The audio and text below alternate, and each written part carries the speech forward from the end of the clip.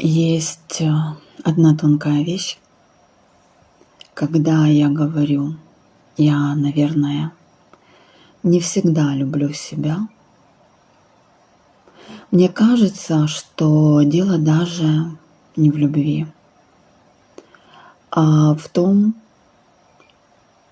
что внутри долго не было достаточно безопасного пространства, чтобы себя почувствовать. Потому что любовь к себе – это не восхищение собой 24/7.